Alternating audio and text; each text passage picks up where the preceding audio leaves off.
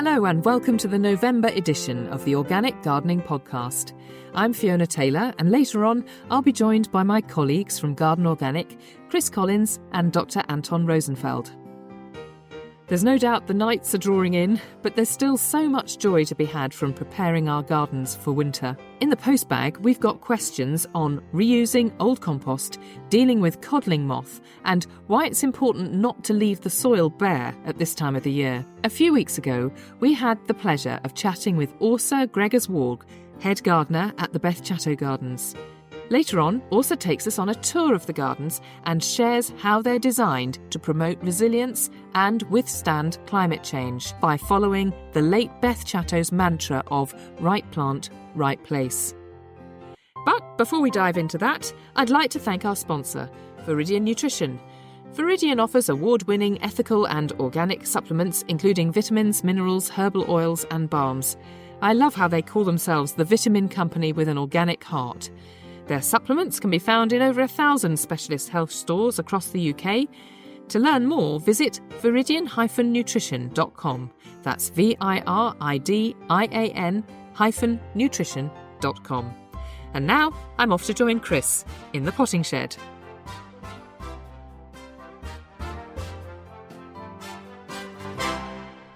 Hello, Chris. How are you? I'm good, Fiona. How are you? Yeah, I'm very well, thank you. It's been awfully wet, hasn't it? Yes, it has. And well, we're into that time, aren't we? Yeah. The dark months are upon us. Yes, indeed. I know the rivers come up in Worcester and flooded and Yeah, things Worcester's like a bit prone to that. It's very prone. Yeah, it is indeed. Although I'm very, very proud of my potatoes this year. Oh, you're very good. My It's been a word. good year for potatoes. Has it? Yeah, Everywhere it has. else? I didn't know Yeah. if it was just me. I'm sure I don't want to take away anything from your potato prowess. Yes, please don't do that. But yeah, I certainly I had quite a good crop. I think that cooler weather earlier in the summer, that's kind of in spring, the cooler sort of period, seems to have played in their favour, that's for sure. Well, you see, I had a slightly different scenario because I didn't get mine in till June. And somebody was saying to me, oh, you're a bit late. I said, yes, I know I'm a bit late, but, I'm still going to do it. And I did 2 barrels of Charlotte. This is in June. And then 2 rows of Wilger. The Charlottes have all been absolutely brilliant, and I had them all through the last sort of 5-6 weeks. And then the Wilger, well, they're going to see me right through the winter, I reckon, at this rate. They're just amazing. Yeah, there's nothing like nice fresh potato as well. And they will keep if you store them in cooler conditions. You can kind of keep them for a while as well. I was going to ask you about that, actually, because it's so prolific that I really would like to store some.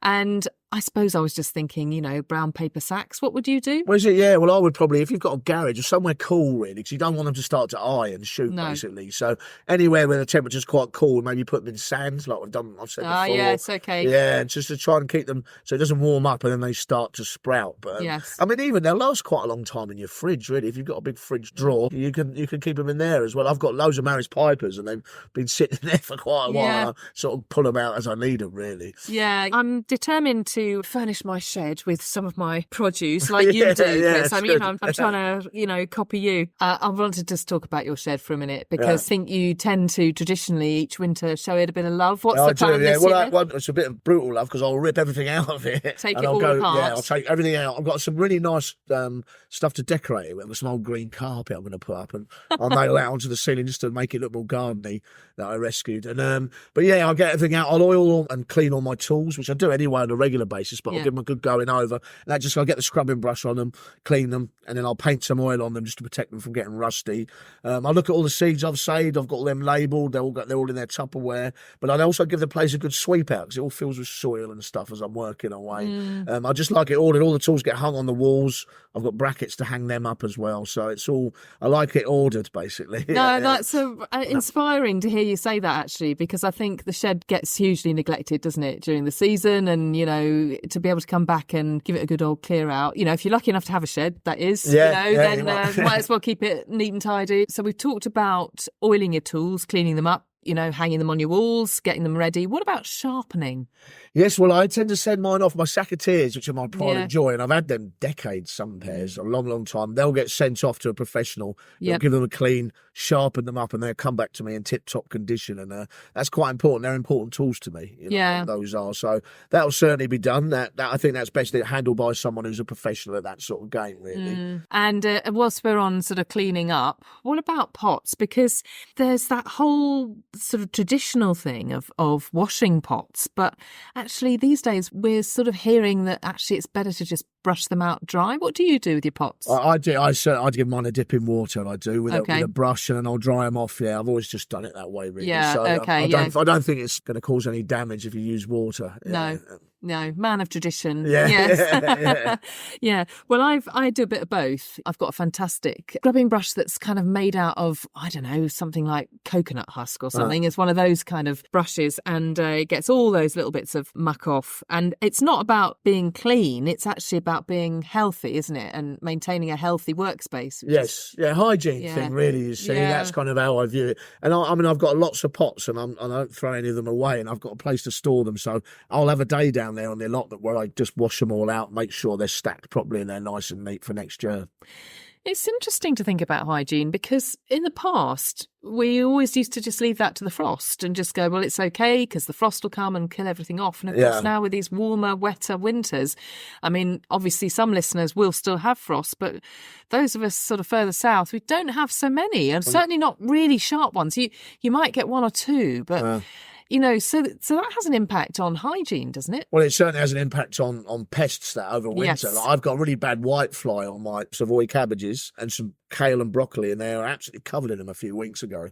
So I need a cold night for them to knock that out, really, because they do take their toll after a while on the plant itself. Yeah. So, and anything like slugs and snails as well, you want a hard frost. If I'm lucky if I see 2 frosts in North London. Yeah. So it basically presents me with a whole different set of problems, really. And how do you resolve those problems? Well, things like certainly slugs and snails, I try not to give them places where they can congregate, really, where they can all collect. But otherwise, there's not much I can do, really, in many ways, And apart from, I'll clean up the leaves, anything that's dying or looking ill or sick or yellowing up, I'll try and keep them as tidy as possible.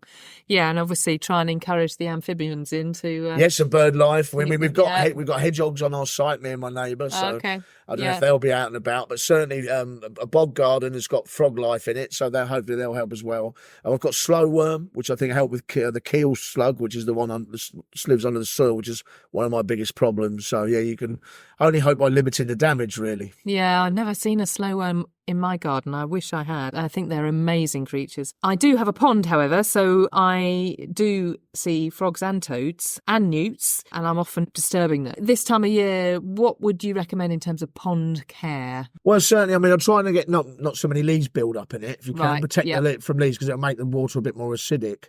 But not a great deal. I make sure the access to the pond, like any slopes you've got, make sure that's all in situ, really. When it comes to plants, I would probably wait a lot bit later in the year before I cut them down, because obviously you're giving cover to wildlife. Yes, of course. Yeah. I do get a lot of leaves in my pond. I will try and get into the regular habit during the month of going down there with my little net and just fishing them out. Yeah.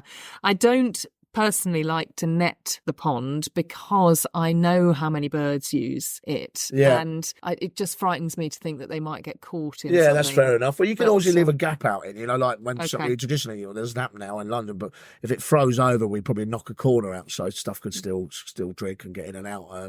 So leave a gap in the netting. Yeah, you can maybe do that, yeah. And I think for getting them out, if the fleas fall in, they sink, then probably that's not bad. You'll get a little bit of organic matter built up at the bottom of the pond, but I would just use a back to front springbok or lawn rake and just scoop them out with that, and then they can just go onto the compost bin. Right. Now, talking of lawn rakes, very good. Like what you did there, Chris, because I wanted to ask you about lawns, and my one is somewhat rewilded, my lawn, I have to say, which is fine in some ways, but I've got a lot of moss in it. What would you recommend? Well, it's just a drainage problem. Moss is an indicator that it's not draining. And most lawns, if they're on clay, I don't know if you're on clay, but they never really take brilliantly on clay, that's for sure.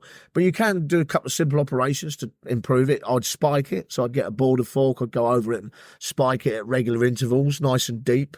Then I'd probably scarify it with your lawn rake. That's where that comes into play. And what you do, you drag that over the lawn, and that just breaks all of the stole on the underground stems, and it gets it to thicken.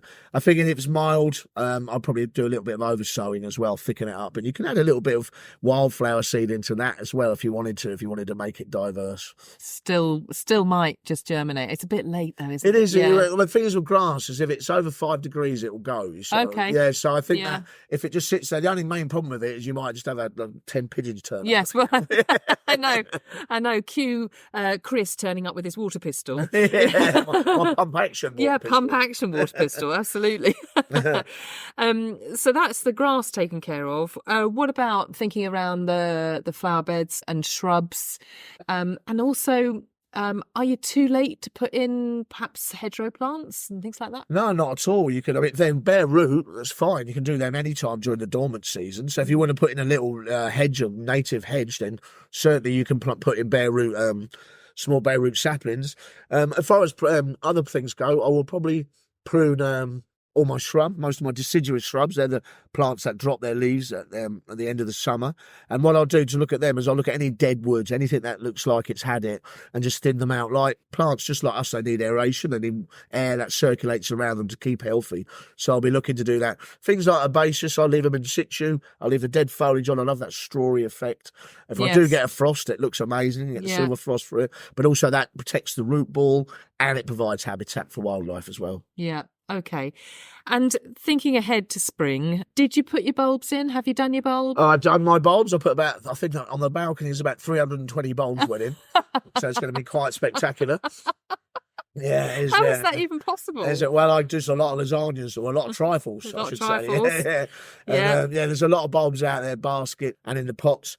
I've had a little bit of trouble with squirrels. They've started to access the balcony because the the sycamores that are just off the balcony have got bigger, of course. The crown's got bigger so they can reach it. So I'll cut them back, but I tend to put down chicken wire over the baskets and the tubs, and that tends to deter them. Yes, I've found the same actually. As long as I've got my bulbs in pots and a bit of chicken wire over the top, then once they're in the green, they don't mind. They don't mind. So they do love a hyacinth. I've seen them dig out hyacinths quite a lot.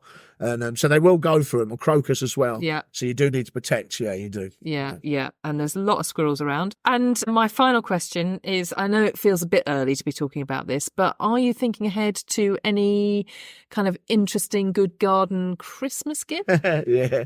Christmas starts so early, doesn't it? Well, I'm thinking about it a bit, maybe for my good lady. I think I'll maybe put up some amaryllis bulbs for her this year, because they're pretty spectacular flowers, aren't they? So if I can, I try to make homemade stuff if I can. Some of that's, rather than just go down, and there's so much tat out there, isn't there? Yes, there is. When you plant an amaryllis bulb, do you do it in a vase? Do you do it in something where you can see the roots? Well, you can do that. That's perfectly legitimate, but I tend to do it in a terracotta pot, and I leave a little bit of the crown of the bulb showing.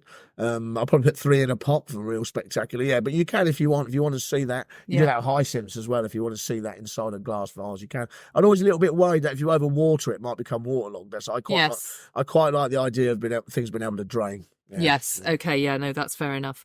And how long, roughly, from putting your bulb in your terracotta pot to actually getting a flower? Well, it should be maybe around if you put it in a nice sunny spot, 6 to 8 weeks, something like that. Okay. Yeah. Hopefully. So crack on now, and perfect for Christmas. Yeah. If you can, or just after. Yeah. Another fantastic Christmas present, of course, would be a gift membership to Garden Organic. Yes, that's certainly true. Yeah, absolutely. And those are available on our website, and they do make a brilliant present because, of course, people get a lovely pack in the post that inspires them ready for spring. Yes, of course, and it's a bargain, really. I think it's an absolute great deal. So, and they've obviously the Heritage Seed Library as well, access to that. Yeah, it's a great Christmas present. It really is. It really is, absolutely. Thanks ever so much, Chris. See you next time. Cheers, Fiona. In late August, I visited Åsa Gregers-Warg, head gardener at the beautiful Beth Chatto Plants and Gardens. As we talked, Åsa told me about the significance of preserving the garden's ethos while adapting to changing climates, the role of diverse planting in promoting resilience, and the unique challenges faced in this iconic landscape. First of all, can you give me your name and your job title? Åsa Gregers-Warg, head gardener, Beth Chatto's Plants and Gardens. I'm standing in the gravel garden that is so famous and so well known here at the Beth Chatto Gardens. And I'm completely awestruck by it. It just is everything I imagined. And over the top of it is this enormous eucalyptus tree that must have been planted, 40 years ago, Åsa? Approximately 40 years ago. It was planted just before the gravel garden was created in 91, 92. So tell me, what kind of possessed Beth to do something with a piece of gravel? Well, you have to remember where we are in the country. So we're actually in one of the driest parts of the country with an average rainfall of about 500 millimetres per year, or 20.5 inches. And actually where we're standing, you got 5-6 meters of sandy gravel beneath your feet. That's the natural soil. So we've got lots of gravel pits in the area. And if Beth had gardened on a different type of soil, she wouldn't have decided to create a gravel garden.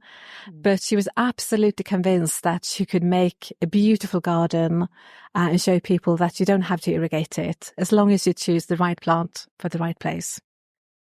That's really interesting, isn't it? She didn't wake up one day and decide to create a gravel garden. She looked at what she was given. She looked at the surroundings and the environment in which she found herself and then worked with it. I think you probably get a lot of questions, don't you, from visitors about how they can create a gravel garden. And it's certainly something I've thought about. What would you advise in the first instance? Generally, we just advise that work with the environment and the growing conditions that you have got. Of course, you can, raise a bed if you got very heavy soil, and you can add grit and you can add rubble. But I think plants always do much better if you work with nature rather than trying to fight against it. Okay, so let's have a little walk through, and it's set out in beds, and there's pathways between the beds, but actually the beds themselves are really spacious. You can see lovely sort of rivulets of gravel between the plants. So they really breathe. They're more collections rather than beds, maybe. Well, Beth was very keen to really show off the individual plants rather than cram everything together.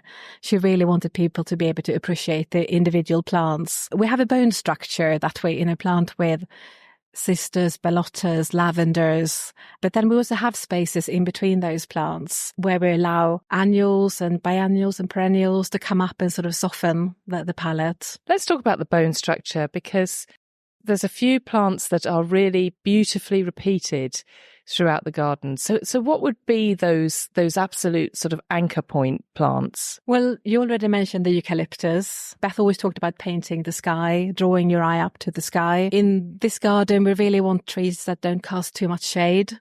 We also got a couple of Mount Etna brooms, Ginista etnensis. We've got Colorateria, the golden rain tree. So it's really important to have that layer. And then also the middle layer with a lot of taller sisters that are evergreen. And you talked about repetition. That's really key to leading the eye through the design, through the borders. And that can be a particular plant or a colour or a shape. Here we're looking at Stipa gigantea, the golden oat grass, which is sort of dotted throughout the garden. Same with Gaura, Lindheimery. We've got lots of robascums. Earlier in the season, one of the key plants is Euphorbia Caracas wolfenii. There's really lime green, zingy blooms that just brighten up the garden in early spring, together with anemones, bright red anemone fulgens and the pastel colour Anemone pavonina. Palette is very kind of desert colours, beautiful kind of silvery foliage, a lot of that late season grass that's turning yellow, but almost kind of silvery yellow. And it is a silver palette at this time of year almost, I would say. It is. Earlier in the year, you have that lushness, a lot more green. This time, as you say, it's more washed out bleach colour palette, which you normally would have in areas in the Mediterranean region, for example. And then in winter, you have carpets of silver and green. You got thyme, you got the lamb's ear, You've got silvery bellottas with, green sisters. It's absolutely beautiful. It really is. There's also these surprising clumps of lushness in amongst this sort of late summer, dry, silvery look. Suddenly then there's a huge clump of agapanthus and then this beautiful maroon sedum there. So there's these other little flashes of colour that you don't see at first, but you do see when you look more closely. That's very true. But we are cutting some of the plants back. We're cutting the Nepetas back, and now we get the second flash of flower again. We've got the Gauras, which we keep deadheading. So again, you have those little white little butterfly-like blooms, which will go on into November. So cutting is key, generally. If something is really struggling, if any of the herbaceous perennials are struggling, we can cut them back. But also just regular deadheading will just keep the show going for much longer. This garden is particularly famous for not being watered, and Beth wrote about it extensively, didn't she? That she would give a little bit of water right at the start if she'd just planted something, but after that it was up to the plant. How does that pan out in reality? Do you water at all in the gravel garden? No, as you said, we only water when we plant, and then the plants will have to survive on what comes from above. So we tend to plant in spring and autumn when there's more moisture in the ground. We'll water the plants in really well, and then we'll come back and check after a week or two. Occasionally you'll have to give them a second drink of water. It's always important to water well rather than little and often, but usually once tend to be enough. The key is to plant smaller plants, younger plants. So pot size wise, it tends to be 9 centimetre or litre. Shrubs, we might go up to 3 or possibly 5 litre size pots. Some real top tips there. Thank you. The gravel garden is just one of 5 areas that make up this extraordinary place. We're going to head down completely changing the palette, changing the tone, changing the temperature, changing everything, because we're going to walk really only a few metres away into quite an extraordinary water garden. So we've come into the water garden, which is completely and utterly different.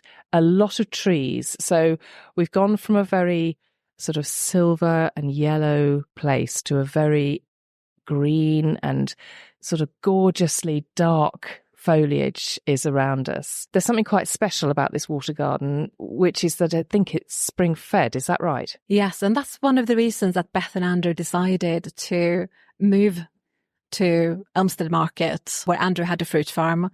So the garden was created on a piece of wasteland, but there was a spring-fed ditch. So they knew that even in dry Essex, they would be able to create a garden where they could grow a very, very different range of plants, so both Mediterranean-style plants, but also moisture-loving plants. And, I mean, we're surrounded now by, ferns and enormous gunneras. I'm going to let you describe them to us, because the thing that's so striking is that these plants have been allowed to become their full selves. They're not too pruned at all. Things are really naturalistic. So can you describe the kind of plants and trees we've got around us? Well, the only trees that were here when Beth and Andrew moved here were the oak trees. So you have these lovely shapes of old oak trees. And then right where we're standing, we got a swamp cypress and a dawn redwood, really sort of drawing your eye up to the sky. Wonderful silhouettes in the winter. Will this redwood get enormous? It's probably the tallest tree in the garden at the moment, but of course they won't get as large as they do in the native habitat. Beth called them her church spires. And if you come in winter, it's very flat around the ponds. And then just a few months later, in summer, you have these enormous gunneras. You've got the eupatoriums.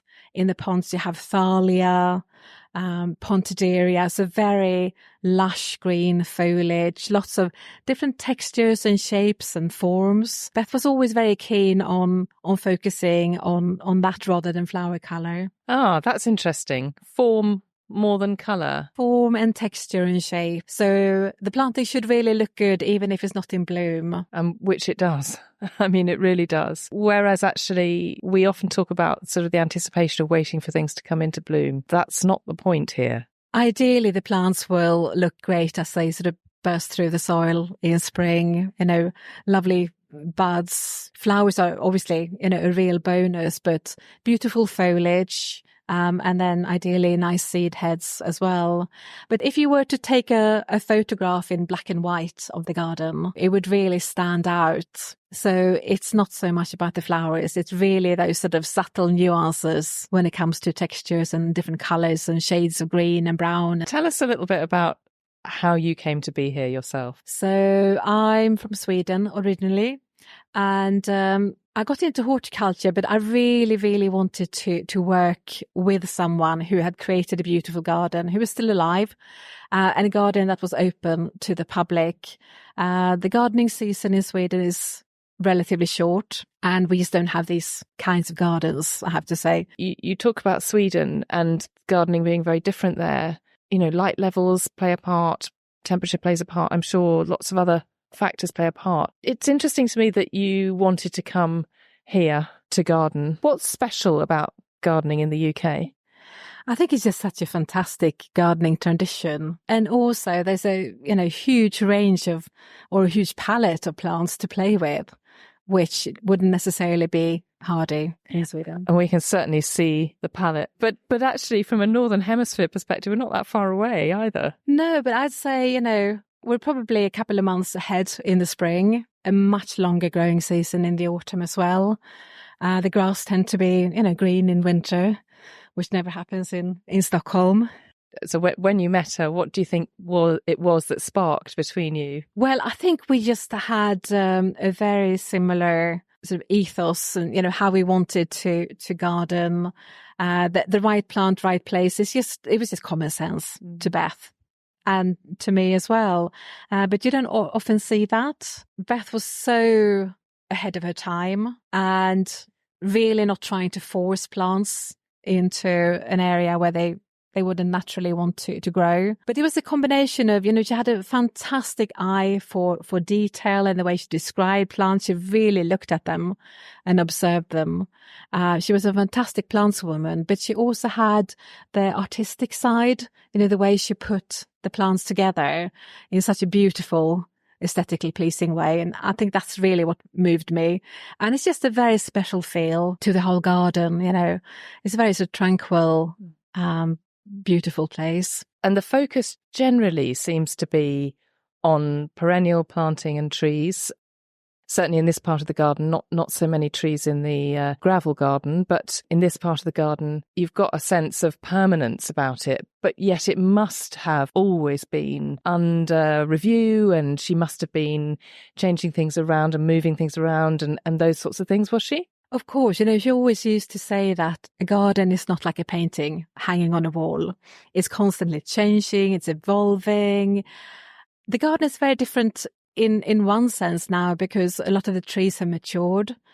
So where you used to have open, sunny areas with perhaps moist soil, the tree roots are now soaking up all that moisture and the canopy of the trees casting shade.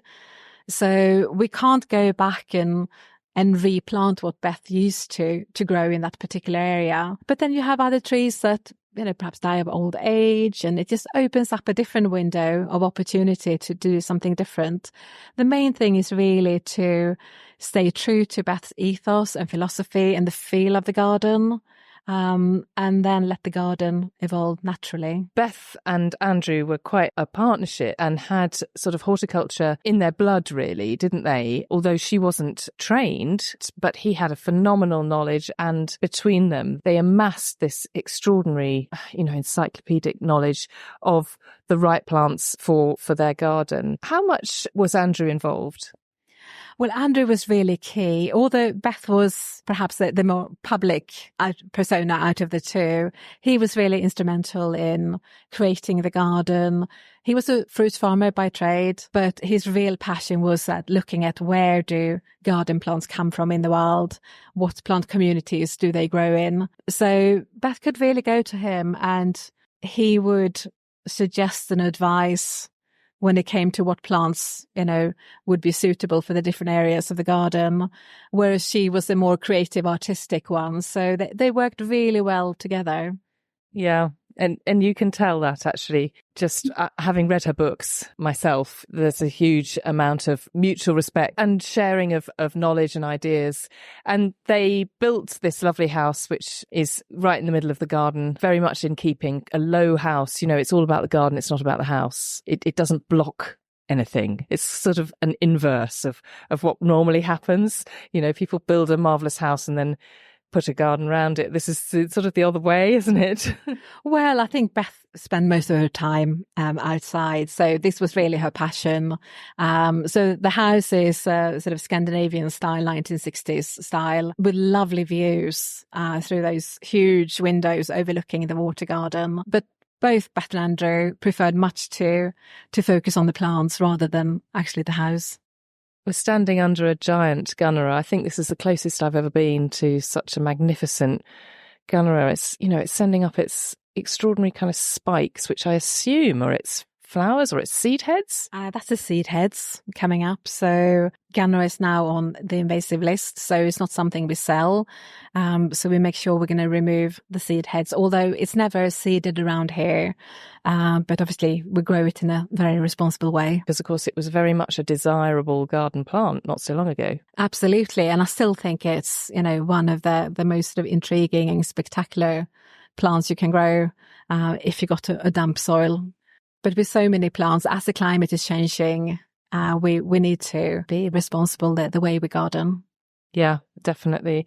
And what have you noticed here about climate change in general? You know, in some ways you think, well, a dry garden was very much sort of ahead of its time, which it was. But of course, it's not the only answer, is it? There are many things we have to consider. What are you noticing? What are you changing here in response to climate change? I think it's just the unpredictability that we really noticed. We got very strong winds today, which, you know, we rarely used to have windy summers. We had a really wet winter, extremely wet. The gravel garden actually coped very well because it's so free draining. So all the water just drains through, and the planting looked a bit lusher, but it wasn't really a problem. Whereas here in the water garden, where we grow moisture loving plants, we actually lost a couple of plants because the border behind us just got so waterlogged that some of the trees actually suffered and had to be removed. But I think generally it's, you know, new pests and diseases coming in as well. So it's not just climate change. I think we just need to look at more resilient plants. You know, anyone planting a new garden, tough, resilient plants is the way to go.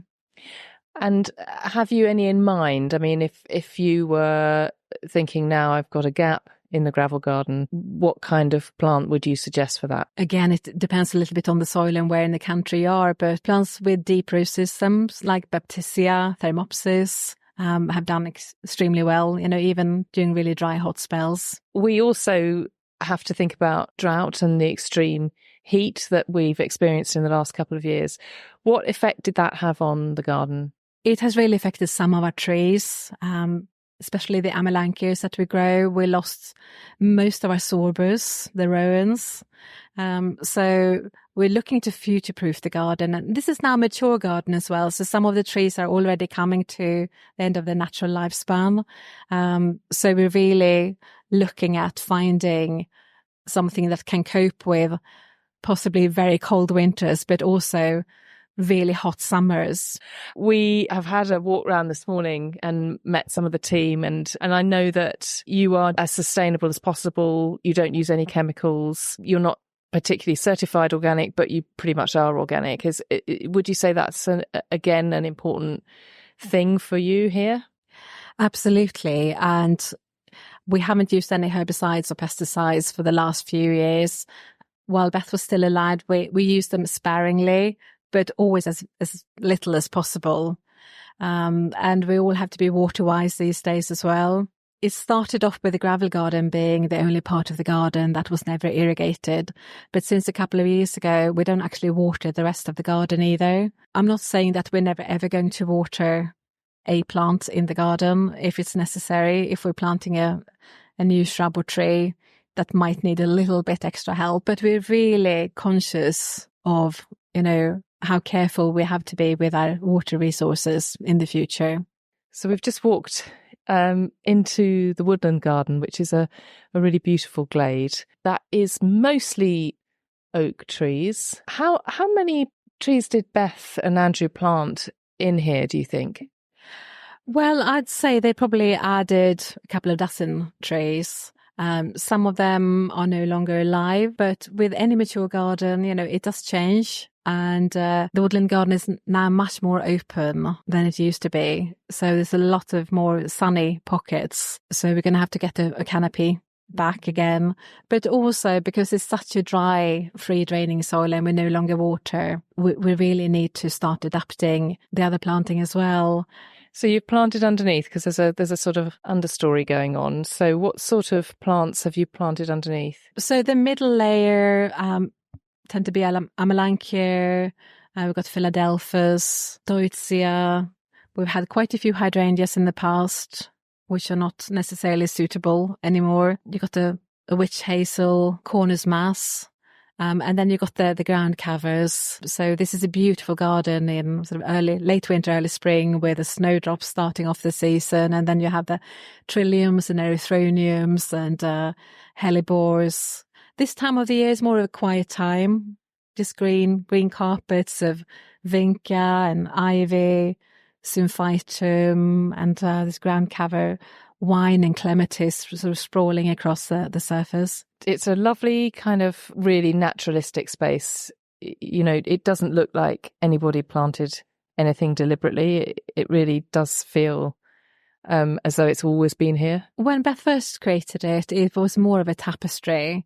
But over the years, we've allowed some of the plants to take over a little bit. And with such a small team, it's about 7.5, 8 acres we're looking after, and there's 3 of us full time, 1 part time, and 1 apprentice.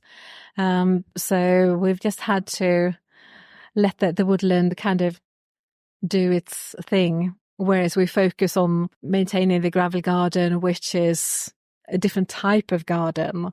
And if you let the plants just self-seed there, it would just look very, very different. Whereas this really suits the woodland garden, I think. We are just walking round to the reservoir garden. So the reservoir garden is completely different. I think you were dealing with, again, very different conditions. We're on a 7-acre site, and we've gone from dry gravel sand to dry woodland to pretty moist wetland. And now we are somewhere in between all that. So describe the conditions here in the reservoir garden. So the reservoir garden is sitting between the water garden and the woodland garden. So it's much higher up than the water garden. And the original soil was very much like the gravel garden, very free draining. When they excavated the reservoir, which was used to irrigate Andrew's fruit farm, it now belongs to the neighbouring farmer and he uses it for the same purpose. But all the clay that came up was actually used. Beth decided to spread it across the borders here, trying to make it a bit more moisture retentive. But it wasn't really mixed properly. So it would just turn into concrete in the summer and then be very, very wet and sticky in the winter. So when we redid this area, it was replanted in 2017, so we started preparing the soil a few years before that, and added a lot of organic matter, mainly spent mushroom compost, and just trying to sort of break up the clay.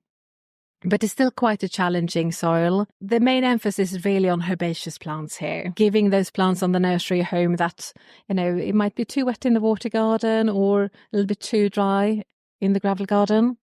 It's interesting because this speaks to me because it feels a bit more like some of the challenges that a lot of us have, where you might have a layer, of clay, or, you might have an area that you just feel you can't work it, you can't get it to do anything. And it sounds to me like this has been quite an experimental area of the garden. It has been, and the first couple of years, some of the plants absolutely thrived. Some of the grasses, like miscanthus and Molinius, did very well. And then we had 2 very, very hot, dry summers. And those grasses really struggled.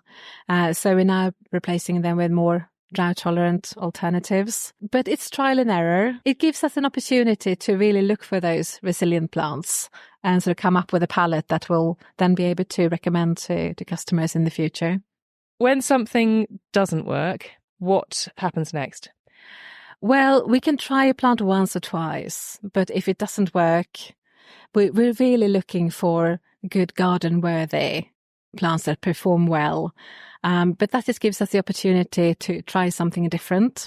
We're just about to approach the final of the gardens, and it's the scree garden. It's actually a bit of a replication in a way of the gravel garden because it's the same soil type, but actually Beth had very different ideas about this garden. It's right next to the house. Can you describe it? Because I think it really is very special. So it's a series of raised beds.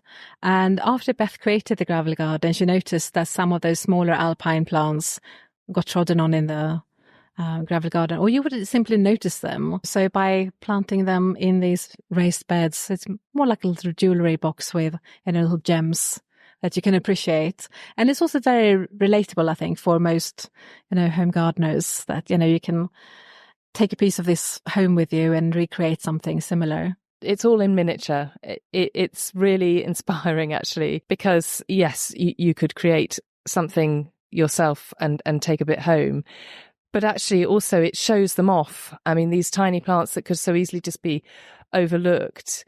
I wonder if we could name a few, actually, if you could give us a little quick plant tour here. So we've got several different types of alpine saxifrage. You've got Oreganum Buckland, Erodiums, and a creamy white Erodium, ground covering Teucrium, with that really little delicate silvery foliage and those sort of dusky mauve flowers. Some of the smaller dianthus, Euphorbia mercenitis, which we also grow in the gravel garden, Euphorbia rigida, which is more upright. And these plants are all, once again, planted with lots of gravel around them. And what I mean by that is that each plant kind of sits in its own little area, so they're not all crammed together.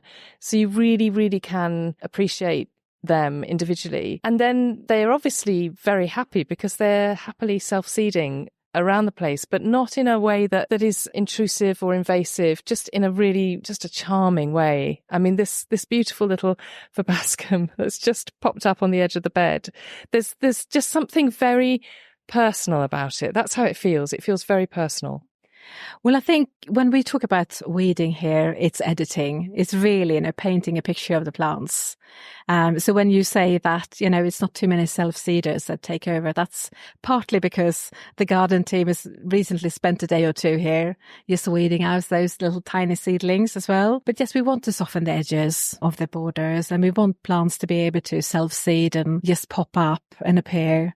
That's part of the charm, I think, of the garden. I would really like to finish with reflecting back on Beth and what you think her legacy is and what it is that you are so proud to curate now. She was always very keen. She was a keen teacher.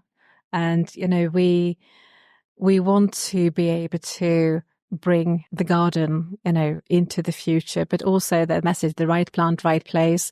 We're working with some of the more external projects at the moment, bringing sustainable gardening outside of the garden. So we're working with a housing development next door to us where we're actually planting in sand. You're showing people that you don't have to have lawns, that you need to irrigate and feed and cut. You can have a beautiful low maintenance garden. Which is also great for biodiversity. We created another garden in Colchester near First Sight out of rubble, planting into that. And it's just sort of inspiring and giving people ideas and showing that it's not actually difficult to create a beautiful garden. I think the abiding message from one of her books that I read, which was The Garden Notebook, and her message was, if you want to do something, just have a go. If you think you've got a creative streak in you and you want to explore that, what's stopping you? And it was a really powerful message for me and set me on a certain path, especially with gardening. And I think she had far more influence on far more people than she would have ever realised. And it's one thing to become well known and sort of be, as it were, on the circuit, which to an extent she was. But actually it's quite another thing to be able to reach people on such a personal level. And I think that really is what this garden now can do. And what a legacy. It's a fantastic legacy and a huge responsibility as well. Thank you very much, Åsa. It's been great talking to you. Oh, thank you. Thank you for coming.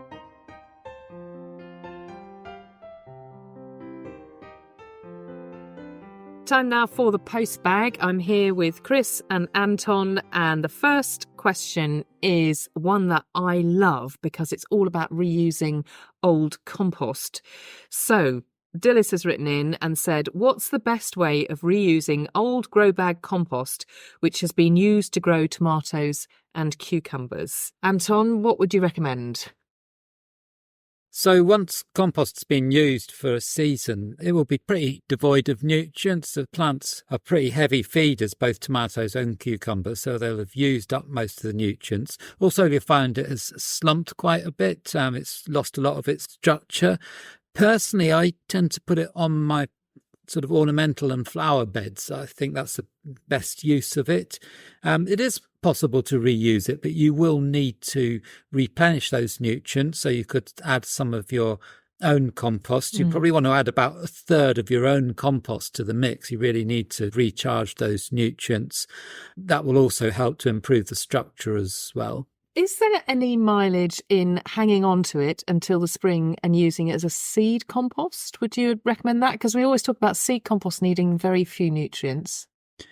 So personally, that's something I wouldn't do because the structure wouldn't be that great for sowing seeds. Also, seedlings are quite disease prone. Things which bigger plants can survive, your seedlings seem to be a lot more fussy about. So things like the damping off, so that's when your seedlings just sort of horribly all seem to keel over. Yes, all at once. Yeah. And that's quite demoralising. Yeah. So I would actually spend my money on some good seed compost for that. I'd probably be using it to mulch my flower beds. Yep. Okay. Very wise.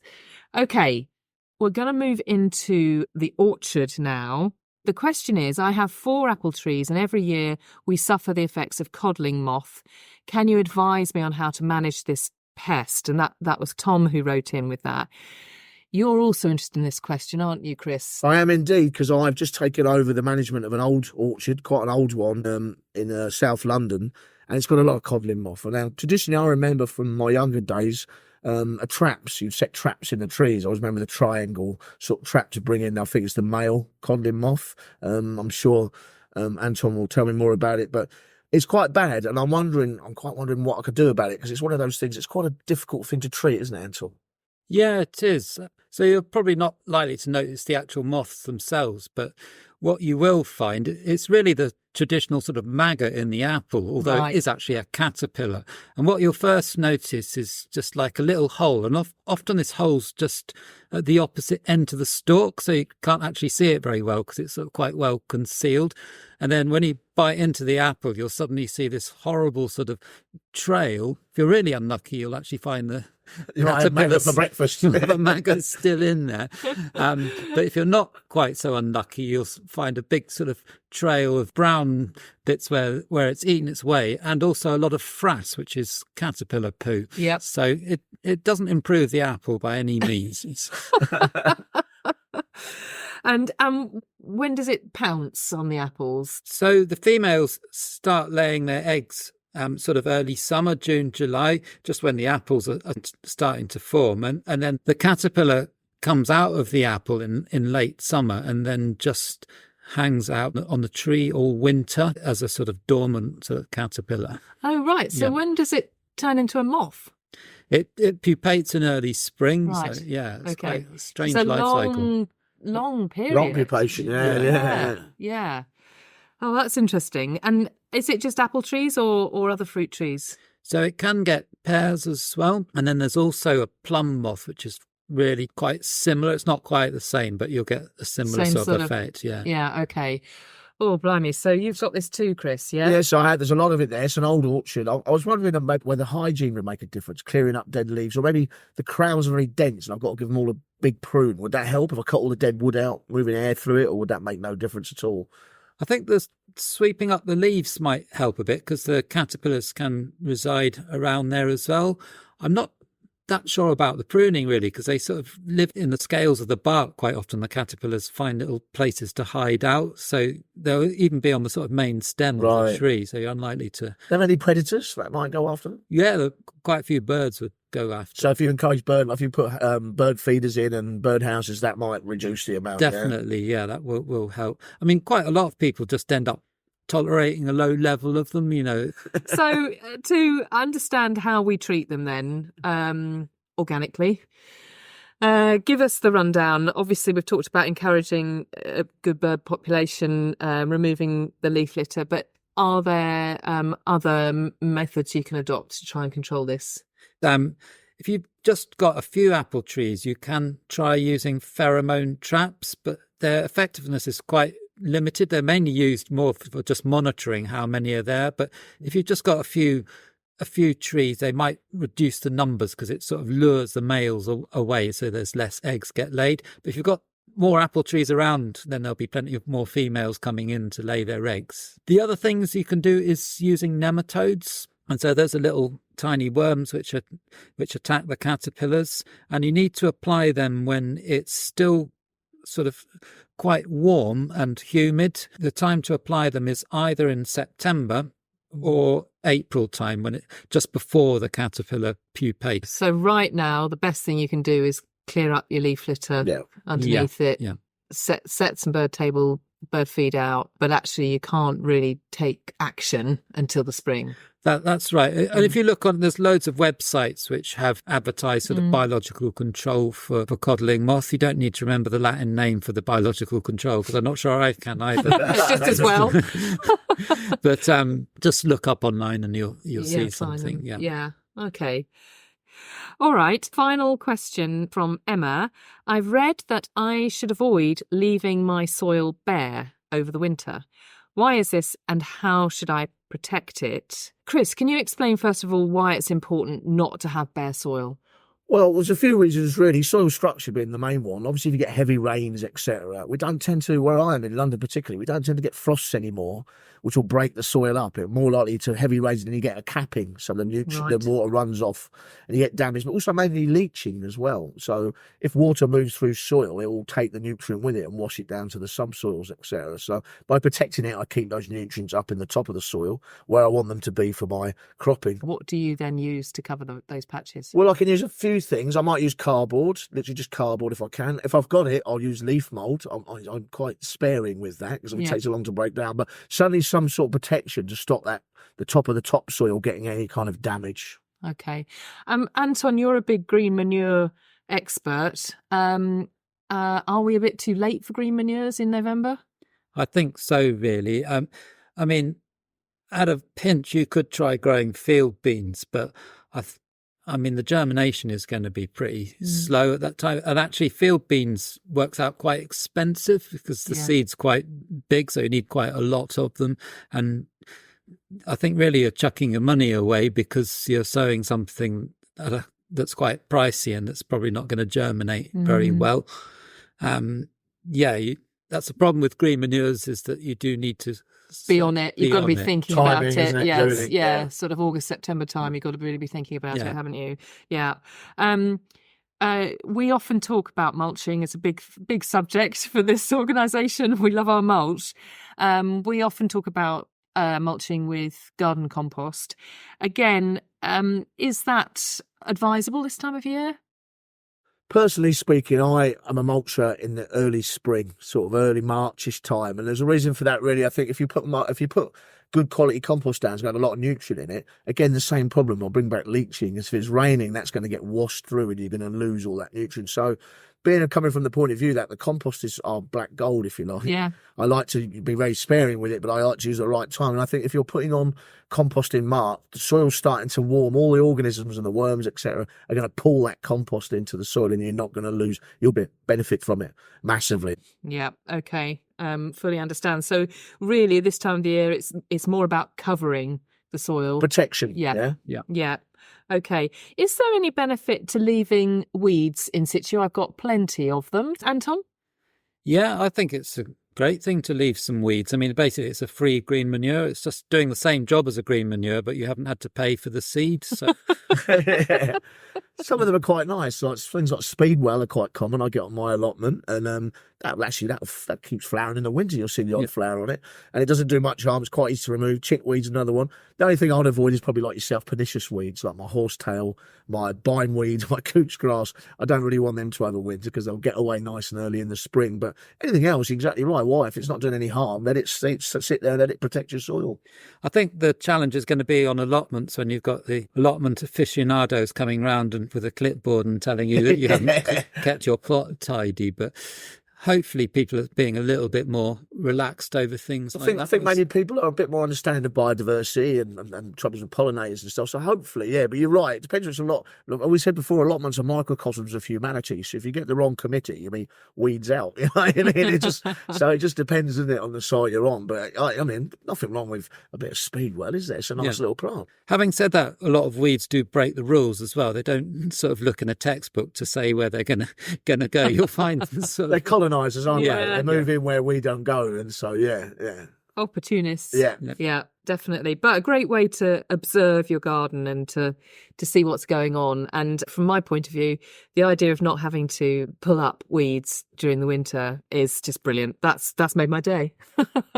All right. Well, thanks very much. That's all we've got time for. Thanks, both of you. Thanks, Fiona. See you next month. On the next podcast, I'll be chatting with gardener and food writer Rachel de Tample, all about her latest recipe book titled Winter Wellness. With Christmas just around the corner, now's the perfect time to consider a Garden Organic gift membership. Not only will your loved one gain access to a wealth of gardening resources, but this year every gift membership includes a seed ball matchbox. Seedball is on a mission to help increase the abundance of British wildflowers and the wildlife that depend on them. Founded by conservation scientists Dr. Anna Attlee and Dr. Emily Lambert, Seedball aims to fill the world with colourful wildflowers starting in your own garden. Find out more by visiting seedball.co.uk. To purchase Garden Organic membership as a gift, you can visit gardenorganic.org.uk/join us. Do send us in your organic gardening questions. You can contact us via our website or social media. We're at Garden Organic UK on Facebook, Instagram, TikTok and LinkedIn. Thanks again to our sponsors, Viridian Nutrition, and to Kevin MacLeod for the music. That's it. Till next time.